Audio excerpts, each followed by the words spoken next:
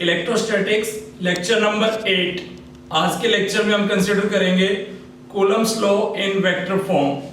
तो उसके लिए आप देखिए, मान लो ये हमारा कोऑर्डिनेट सिस्टम है, rectangular coordinate system, X axis, Y axis and Z axis, और हमारे पास दो चार्ज पार्टिकल है Q1 and Q2।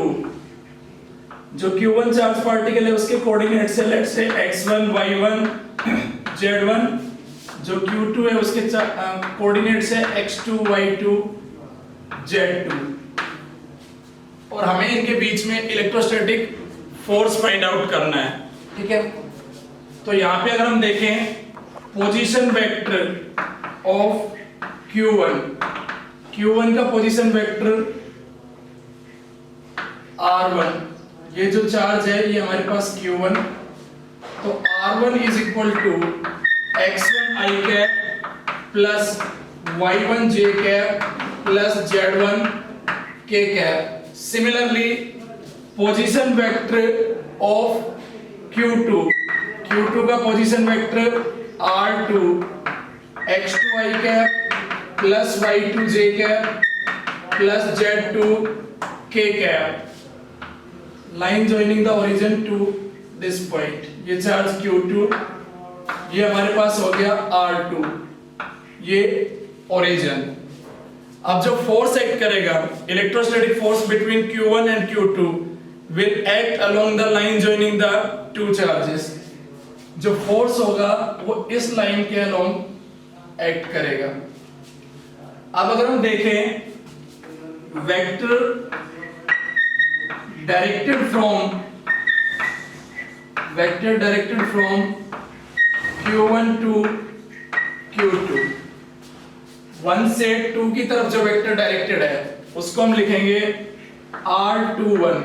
Vector directed from 1 to 2, इसको हम लिख रहे हैं R21। ये vector R21, and from triangle law of vector addition R1 plus R21 is equal to R2। तो ये हमारे पास हो गया R21 is equal to R2 minus R1। Vector directed from 1 to 2। Similarly vector directed from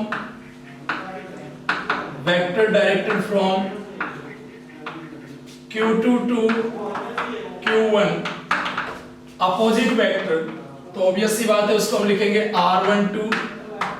R1 minus R2।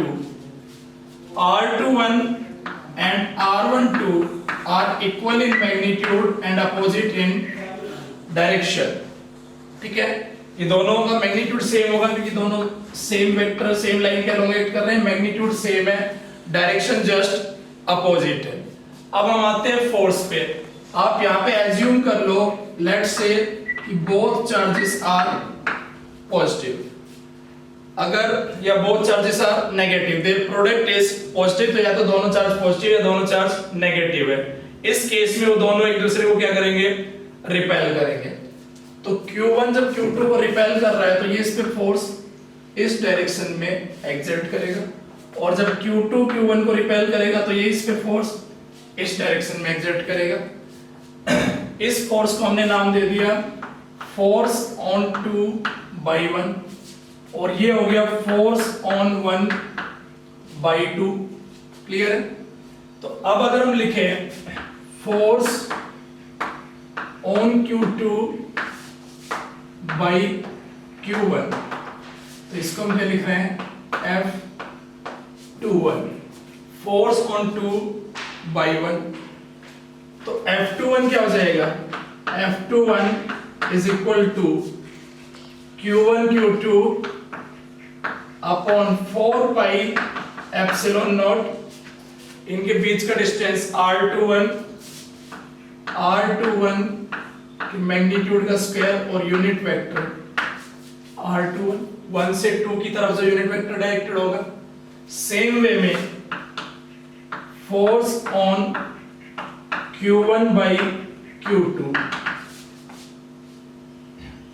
अब 1 के ऊपर 2 की वजह से फोर्स वो इधर हो जाएगा, उसको हम लिख रहे हैं F12। तो F12 हमारे पास आ जाएगा Q1 Q2 upon 4 pi epsilon not R12 के मैग्नीट्यूड का स्क्वायर और यूनिट वेक्टर R12। अब ये हमें पता है कि R21 और R12 दोनों का मैग्नीट्यूड सेम है और डायरेक्शन अपोजिट है। तो यहां से हम कह सकते हैं force on 2/1 is negative of force on 1/2।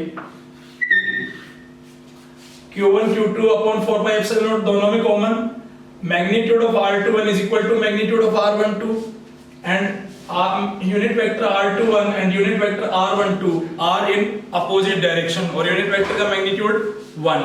So force on 2/1 is equal to force on 1/2 in magnitude and opposite in direction.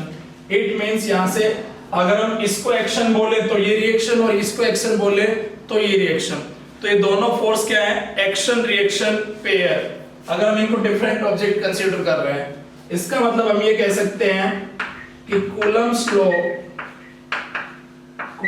law obeys Newton's third law।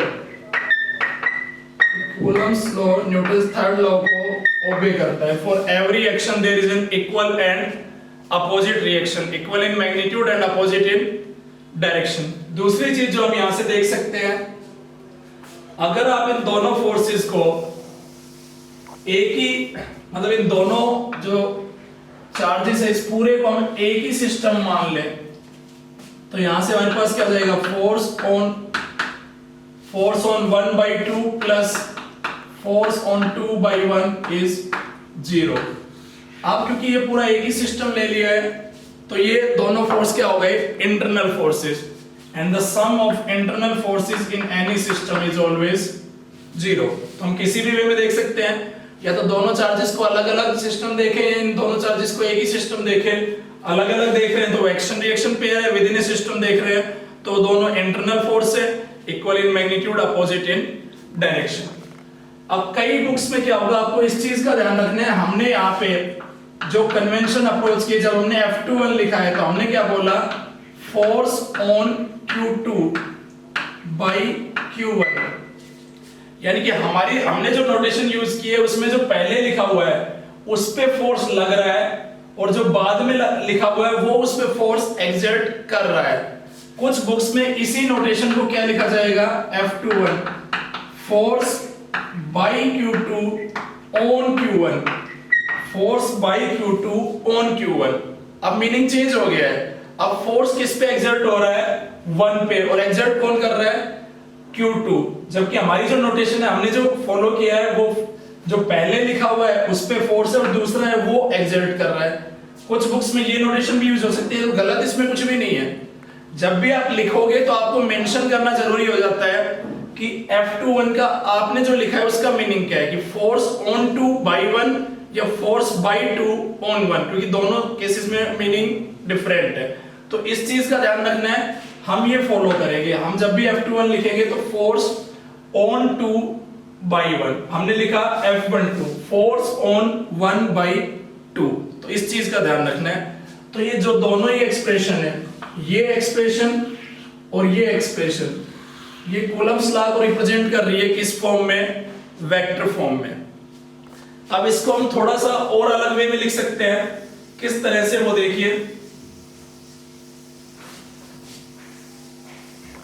हमारे पास है, मान लो हम एक ही टर्म को लिख रहे हैं, पहले वाले को, फोर्स ऑन 2/1, तो हमारे पास क्या है, F21 is equal to Q1 Q2 upon 4 pi epsilon naught R21 square और यूनिट वेक्टर R21, ये दिया हुआ है हमारे पास। अब जो ये यूनिट वेक्टर R21 है, unit vector along A vector is vector divided by its magnitude. तो अगर ये वैल्यू यहां पे पुट करते हम, अगर ये वैल्यू पुट करते तो हमारे पास क्या हो गया, F21 is equal to Q1 Q2 upon 4 pi epsilon naught R21 magnitude का स्क्वायर, ये वैल्यू पुट की थी, R21 upon magnitude of R21। अब यहां से हमारे पास क्या आ गया, यहां से हमारे पास एक्सप्रेशन आ गई F21 is equal to Q1 Q2 upon 4 pi epsilon naught R21 magnitude cube into vector R21। इस एक्सप्रेशन का भी ध्यान रखना है, दोनों में डिफरेंस क्या है, यहाँ पे यूनिट वेक्टर है और यहाँ पे मैग्नीट्यूड का स्क्वायर है। इस केस में यहाँ पे यूनिट वेक्टर की बजाय वेक्टर इटसेल्फ है और यहाँ पे मैग्नीट्यूड का क्यूब हो गया है, ये डिफरेंस है। तो आप इसको इस तरह भी लिख सकते हो, ये भी न्यूटन ये भी Coulomb's law in vector form ही है। इसको भी और सिंप्लीफाइड वे में लिखा जा सकता था, अगर Q1 ही ओरिजिन पे है, if Q1 is at origin and Q2 is at a point P which is at a distance R। अब जब हम यहाँ पे कंसीडर करेंगे फोर्स ऑन 2 by 1, तो simply Q1 Q2 upon 4 pi epsilon naught R square, क्योंकि अब R21 क्या हो गया हमारे पास, R2 माइनस R1, R2 हो गया वेक्टर R और R1 क्या हो गया 0, तो R square into R cap इसी डायरेक्शन में, या चाहे यहां ले लो, बात एक ही। या फिर इसको लिख सकते थे F21 is equal to Q1 Q2 upon 4 pi epsilon naught R cube vector R, दोनों में से किसी भी फॉर्म में लिख लें। तो अगर क्वेश्चन में ओरिजिन मेंशन नहीं है तो आप किसी भी एक चार्ज पार्टिकल को ओरिजिन मान सकते हो, उसकी लोकेशन को ओरिजिन मान सकते हो टू सिंप्लीफाई द प्रॉब्लम, उससे आपकी प्रॉब्लम और इजी हो जाएगी। तो ये था Coulomb's law in vector form. ये तो सिर्फ क्या था, force between two charge particles. अब अगर हमारे पास एक सिस्टम हो, इस system having a number of charge particles, और हमें किसी भी एक चार्ज पार्टिकल पे net electrostatic force find out करना हो उन सारे चार्ज पार्टिकल की वजह से, तो उसके लिए हम यूज करेंगे सुपरपोजिशन प्रिंसिपल। तो अभी जो हमारा नेक्स्ट टॉपिक होगा वो है superposition principal.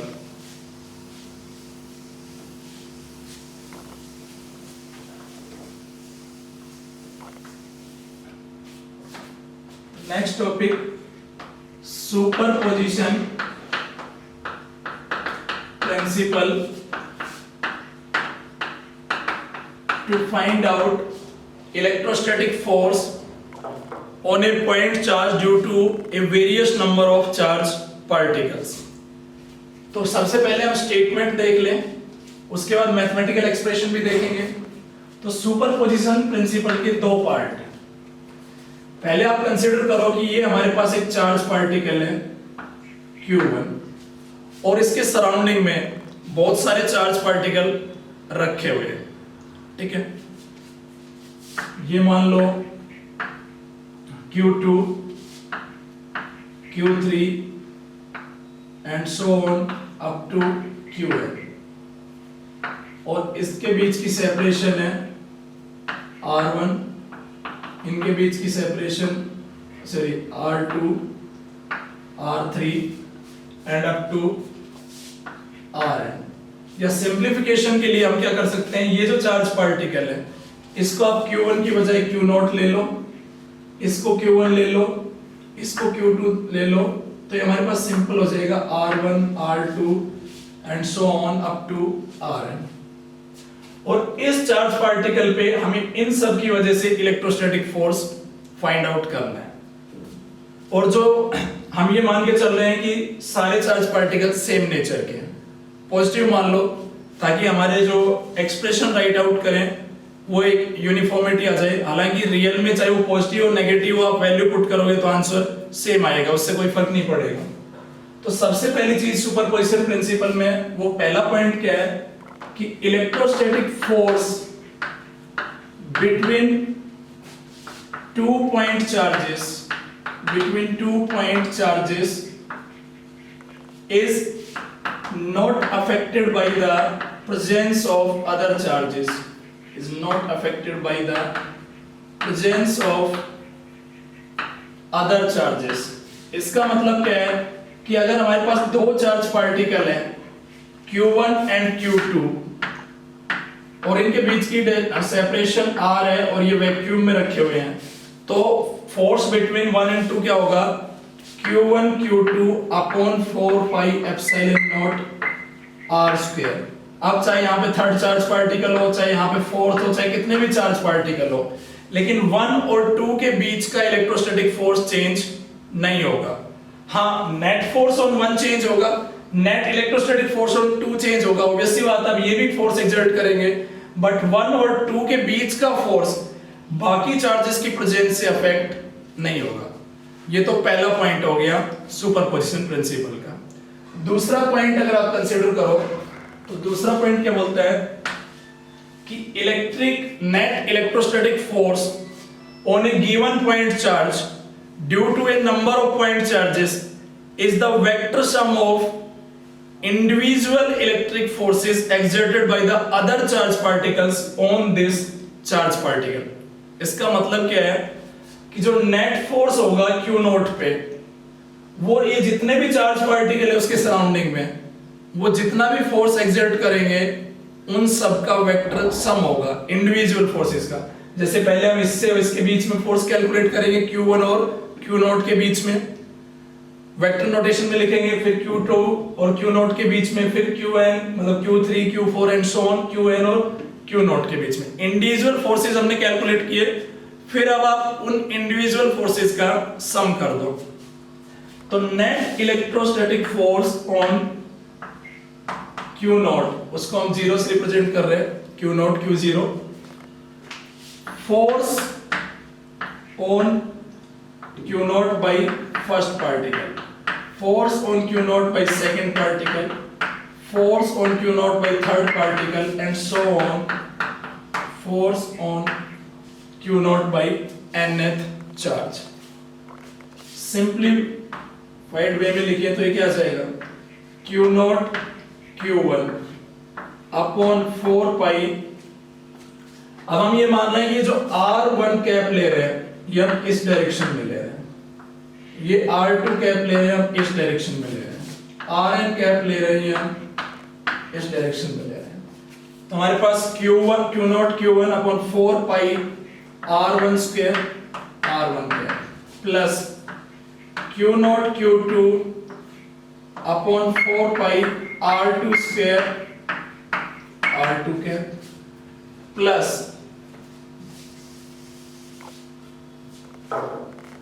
so on Q naught Qn upon Rn square Rn cap। यहां से हम Q naught कॉमन ले लें, 4 पाई कॉमन ले लें, summation of Qi Ri square Ri cap I is equal to 1 to 1। ये हो गया net force on Q nought. तो सुपरपोजिशन प्रिंसिपल के दो पार्ट से स्टेटमेंट के, पहला पार्ट कि electrostatic force between 2 point charges is not affected by the presence of any other charge, और सेकंड क्या है कि net electrostatic force on a given point charge due to a number of point charge particles is the vector sum of individual electrostatic force exerted by the particles. उसकी mathematical expression हमने यहाँ पे लिख दी। अब इस पे क्वेश्चंस कंसीडर करें तो उसके हेल्प से आपको और क्लियर हो जाएगा। फॉर एग्जांपल, मान लो आपके पास 3 चार्ज पार्टिकल है Q1 का पोजीशन वेक्टर है R1 charge position vector, Q2 का पोजीशन वेक्टर है R2, Q3 का पोजीशन वेक्टर है R3, और आपको दिया हुआ है कि find net electrostatic force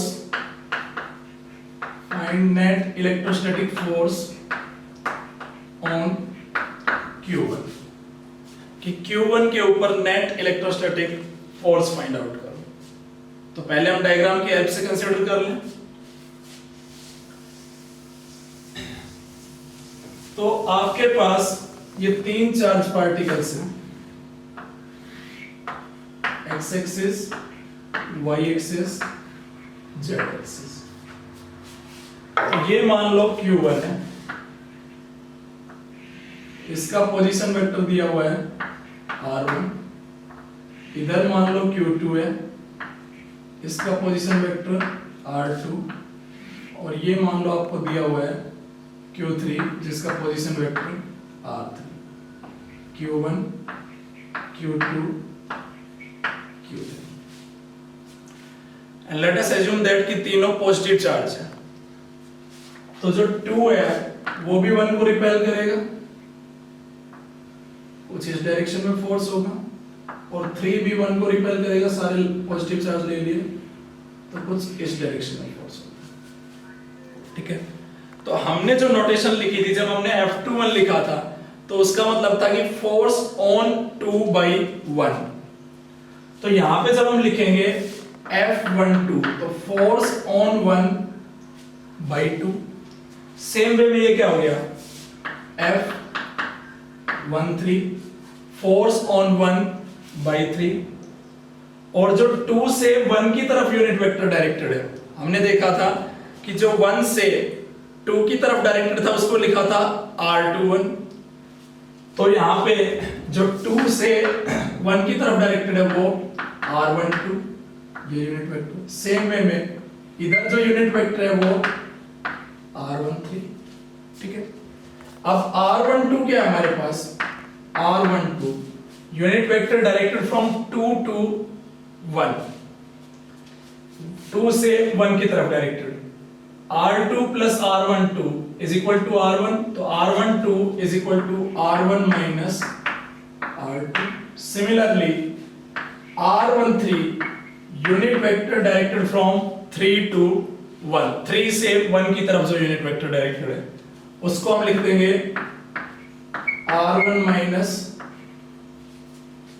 R3। Clear? अब आप देखो नेट फोर्स ऑन 1 के ऊपर अगर हमें नेट फोर्स फाइंड आउट करना है तो force on 1/2 plus force on 1/3।